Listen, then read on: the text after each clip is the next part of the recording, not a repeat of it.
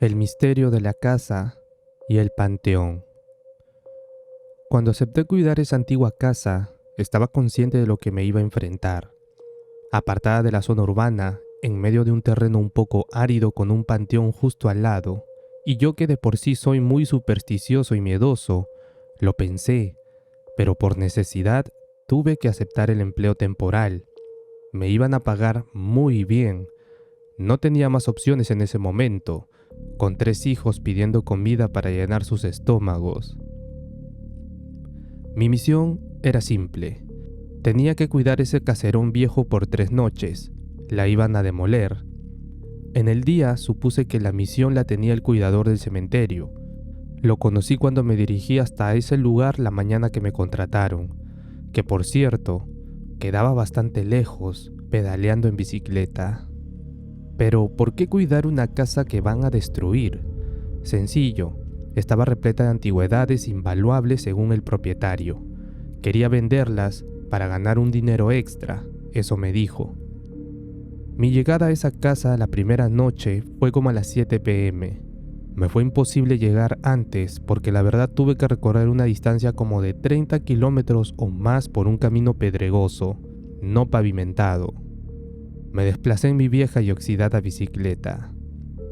Entre varias recomendaciones e instrucciones que el dueño de la casa me dio cuando me contrató para el trabajo, hubo algunas que no me gustaron, pero la que menos me agradó fue cuando me dijo que la luz eléctrica que tenía el cementerio y la casa era suministrada por una planta de energía que automáticamente se encendía a las 5 de la mañana y se apagaba a las 10 de la noche.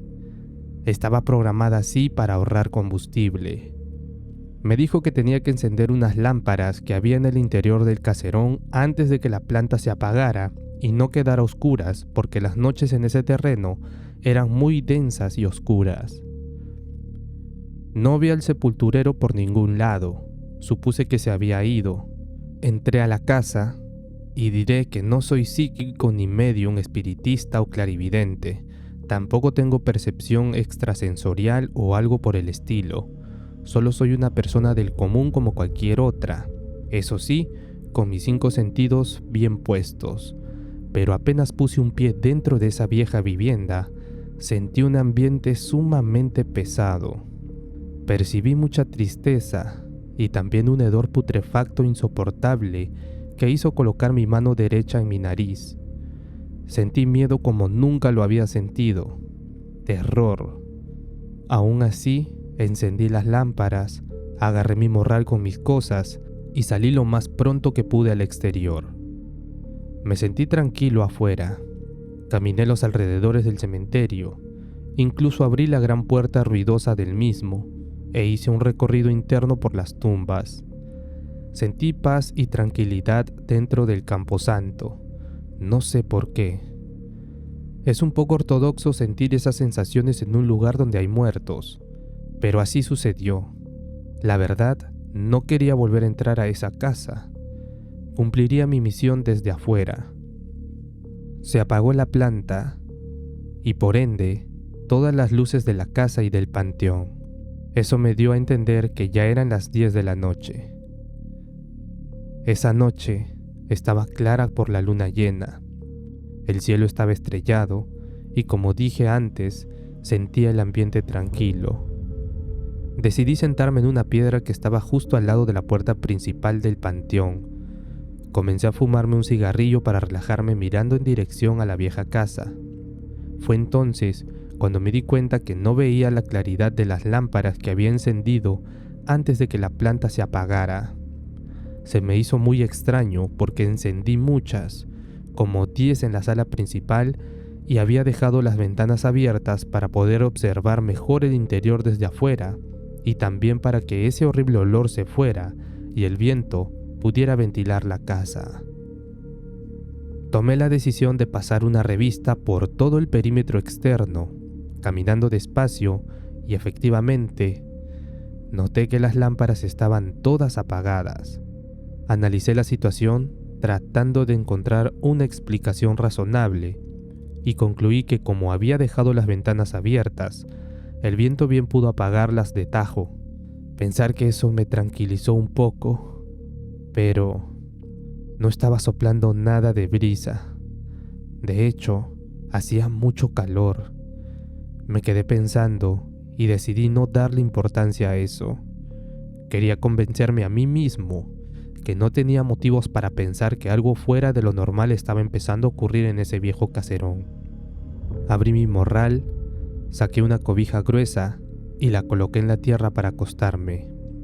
Puse el morral de almohada, saqué otro cigarrillo, lo encendí y comencé a fumarlo acostado, mirando el firmamento estrellado. Estaba a unos pocos metros del cementerio, sereno y tranquilo, aunque en el fondo no dejaba de pensar en el suceso de las lámparas que se habían apagado misteriosamente y en ese hedor espantoso. No tenía una pizca de sueño. Miré mi reloj y marcaban las 11:30 de la noche. Parecía que el tiempo no corría. Solo quería que amaneciera pronto para irme de ese lugar, ya que empezaba a inquietarme un poco. Solo miraba la luna resplandeciente, grande y clara, que deslumbraba y encantaba mi vista por su magnífica belleza. Pronto, ese encanto se fue desvaneciendo con el cambio radical del clima. El firmamento se nubló, cubriendo totalmente nuestro satélite natural. Ni siquiera las estrellas se veían. Comenzaron a soplar fuertes vientos con rocío que humedecían mi rostro. La oscuridad era densa y tenebrosa. Tenía que buscar refugio, porque la tormenta era segura, pero no quería entrar de nuevo a esa casa. Miré hacia mi derecha y contemplé el panteón preguntándome lo siguiente: ¿será que hay algún lugar entre las tumbas donde me pueda proteger de esta tempestad? Sabía que era una idea un tanto descabellada buscar refugio en una de esas estelas viejas. Lo pensé por un instante, pero al final lo decidí. Observé un mausoleo que no estaba totalmente construido. Al parecer, no había gente enterrada allí, pero tenía techo y podía cubrirme de las fuertes lluvias que empezaron a caer. No pensé en ningún momento en acostarme, solo acomodar un lugar para sentarme y poder descansar un poco. La lluvia era torrencial y parecía que iba a caer agua toda la noche. Tenía mis sentidos muy alerta y empecé a sentir mucho miedo mirando en todas las direcciones. Cuando de pronto enfoqué mi vista hacia la casa de ese lugar tétrico donde estaba y vi exaltado que desde su interior salían luces blancas hacia el exterior. Y vi exaltado que desde su interior salían luces blancas hacia el exterior, acompañadas de lamentos y llantos perturbadores. Estaba petrificado de terror, contemplando esas orbes y sus inquietantes alaridos que escudriñaban mis oídos internos, que por más que los cubría con mis manos, no dejaba de escucharlos. Jamás hasta ese momento había vivido una experiencia así. Lo único que se me ocurrió en ese instante fue rezar y pedirle a la divina providencia que me protegiera de todo mal. Era claro para mí que esa casona antigua estaba invadida de espíritus que no podían descansar. El mal tiempo cesó y vi que las luces espectrales de nuevo volvieron al interior de la casa, quedando otra vez iluminada con las lámparas de combustible que yo había encendido. Eso me dejó atónito. Después de eso, tuve un poco de tranquilidad al darme cuenta que la luz del alba salía por el norte. Empezaba a amanecer. Solo esperaba impaciente que llegara el sepulturero para irme de allí y no volver nunca. Llegó el señor, puntual, a las 7 de la mañana.